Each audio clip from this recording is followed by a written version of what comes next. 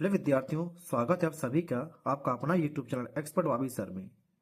बच्चों, आज हम इस वीडियो में लेकर आए हैं सबसे महत्वपूर्ण प्रश्न जो कि आपके यूपी बोर्ड एग्जाम में हर साल पूछे ही जाते हैं। बच्चों, ये क्वेश्चन आपके एग्जाम में आए हुए हैं।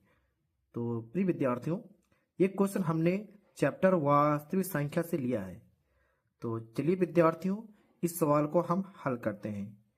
तो प्रिय विद्यार्थियों, इस सवाल को बहुत अच्छे तरीके से समझिएगा, क्योंकि इस टाइप के क्वेश्चन हर साल आपके एग्जाम में पूछे जा रहे हैं।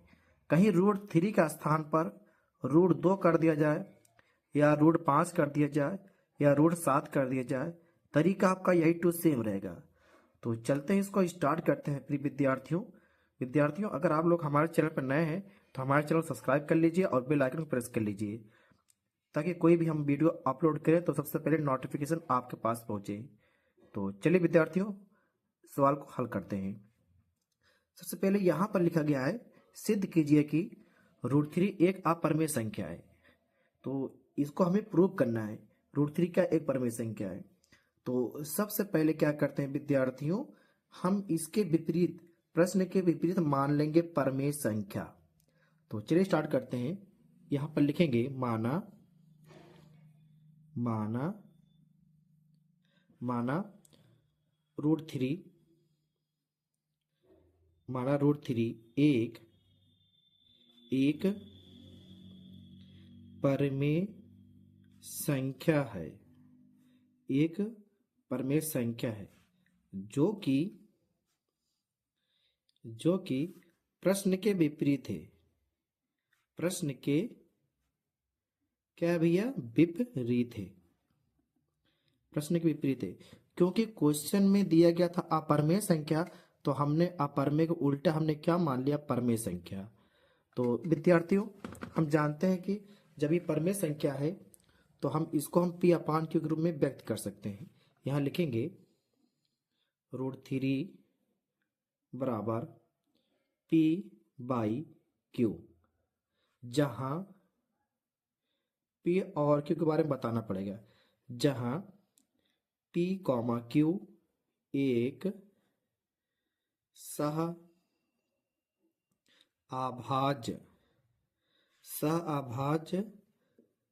संख्या है और q बराबर इज नॉट 0 के। तो प्रिय विद्यार्थियों, जब ये √3 परिमेय संख्या है तो इसको हम p अपान क्यू के रूप में व्यक्त कर सकते हैं। और p एंड q है क्या? ये वास्तव में जहां p एंड q एक सह संख्या है। तो प्रिय विद्यार्थियों, यहाँ पर सह संख्या क्या होती है? ठीक है, अगर ये आप जानना बहुत आवश्यक है। अगर ये आप नहीं जान पाओगे कि सह संख्या क्या होती है तो क्वेश्चन आप सही से नहीं कर पाएंगे। तो हम बता रहे हैं आपको कि सह संख्या क्या होती है कि दो या दो से अधिक संख्याओं का मासा एक हो।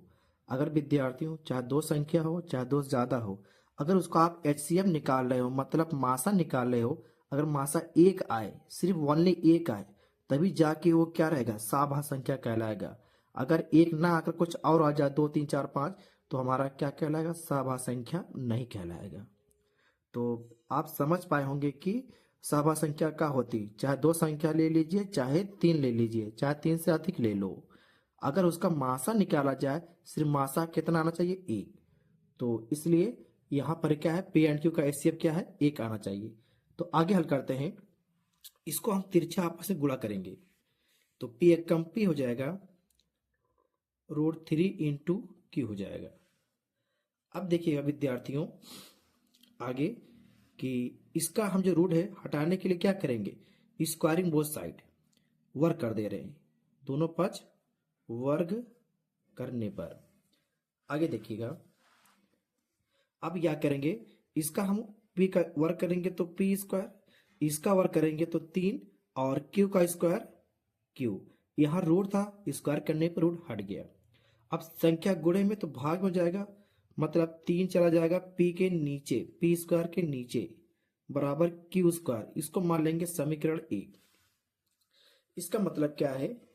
फिर विद्यार्थियों ध्यान समझिएगा कि यहां पर लिखेंगे पी स्क्वायर 3 से क्या है? विभाज्य है। 3 से विभाज्य है, तो पी भी 3 से विभाज्य होगा। क्यों? मेरे विद्यार्थियों समझिएगा, अगर पी स्क्वायर अगर 3 से डिवाइड हो रहा है तो पी भी 3 से डिवाइड हो रहा है, तो पी भी कट रहा है 3 से। क्यों कट रहा है? क्यों कट रहा है आपको हम एग्जाम्पल देकर समझा रहे हैं बगल में। जैसे मान लेते हैं कि हमारे पास 5 स्क्वायर है, 5 स्क्वायर है। अगर 5 स्क्वायर 5 से डिवाइड हो रहा है, 5 स्क्वायर 5 से डिवाइड हो रहा है, तो 5 भी 5 से डिवाइड होगा, 5 भी 5 से डिवाइड होगा।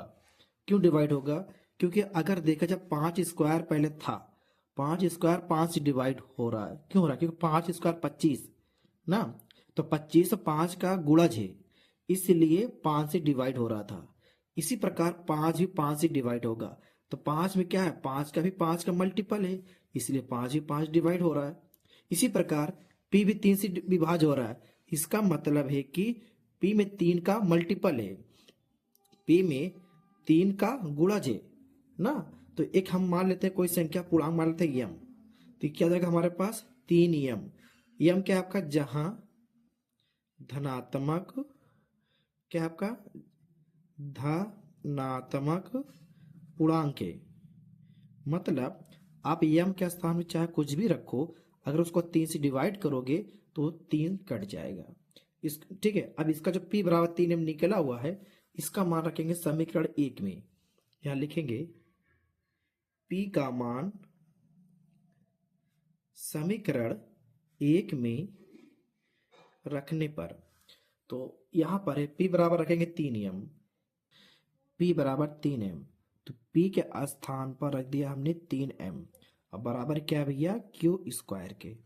आगे देखिएगा विद्यार्थियों, यहाँ पर वर्क करेंगे तो 3 त्रिका 9 हो जाएगा, m का स्क्वायर हो जाएगा बटे में 3 बराबर क्यू स्क्वायर। यहाँ 3 से डिवाइड हो जाएगा, 3 से डिवाइड, तो हमारे पास क्या बचेगा? 3m स्क्वायर बराबर क्यू स्क्वायर। अब क्या करेंगे? ध्यान समझिए कि संख्या गुणे में तो भाग में हो जाएगी, तो m स्क्वायर बटे क्यू स्क्वायर बराबर 3 बटे 3 आ जाएगा। संख्या गुणे में तो भाग में हो गई, इसको मान लेते हैं 2। अब ध्यान समझिएगा, जैसे हमने p स्क्वायर बटे 3 के बारे में 2 लाइन लिखा था, इसी प्रकार यहां पर भी क्यू स्क्वायर बटे 3 है ना, तो इसी बारे में लिखना पड़ेगा। लिखेंगे क्यू स्क्वायर 3 से विभाज्य है, तो क्यू भी 3 से विभाज्य होगा। इसका मतलब है ये 3 से क्यों कट रहेगा? क्योंकि ए भी है, मतलब कि ए भी 3 का मल्टीपल है, ए भी आपका 3 का मल्टीपल है, क्यू में 3 का मल्टीपल है, और यहाँ देखा जाए पी में 3 का मल्टीपल है। इसका मतलब है कि अगर हम मान लेते हैं सपोज दैट, या एग्जाम्पल या रफ्कार के लिए, अगर हम पी और क्यू का एचसीएम निकालें, पी का 3 का मल्टीपल है और क्यू का 3 का मल्टीपल, अगर इसका हम एचसीएफ निकालें समझने के लिए, एचसीएफ, तो एचसीएफ कितना रहा? जो कॉमन 3, एचसीएफ 3, और वास्तव में बच्चों एचसीएफ आना चाहिए कितना? 1। एचसीएफ 1 आना चाहिए था, तभी जाके पी एंड क्यू एक हमारा क्या होता? सभाज्य संख्या होता। यहां में लिखा है ना, जहां पी क्यू एक सभाज्य संख्या है। सभाज्य संख्या कब होगा? जब पी और क्यू का मासा निकालेंगे 1 आ जाए तभी सभाज्य संख्या होगा, अन्यथा नहीं होगा। यहाँ पर हमने निकाला भैया, देखो पी और क्यू का हमने क्या निकाला है? मासा, तो इसका क्या आ गया? 3 आ गया है, तो आना चाहिए था क्या? 1। जब 1 आया ही नहीं, तो इसका मतलब हुआ कि यहां से लिखे समीकरण 1 व 2, समीकरण 1 व 2 से स्पष्ट होता है कि बच्चों समीकरण 1 और 2 से क्या क्लियरिटी होती है, क्या स्पष्ट होता है, हमको बताना पड़ रहा है। समीकरण 1 व 2 से स्पष्ट होता है कि P, Q एक P, Q एक सह-अभाज्य संख्या नहीं है, ये हमें बता रहा है। ठीक है, जब अगर सह-अभाज्य संख्या होता तो मासा 1 होना चाहिए, जबकि मासा 1 तो आया ही नहीं। इसका मतलब क्या हुआ भैया? कि सह-अभाज्य संख्या P एंड Q नहीं है। जब ये सवा संख्या भी नहीं है तो पी एंड क्यू क्या एक परमेय संख्या भी नहीं होगी, परमेय संख्या भी नहीं होगी। जब परमेय संख्या नहीं होगी तो इसका मतलब है कि क्लियर है कि यह अपरमेय संख्या होगी।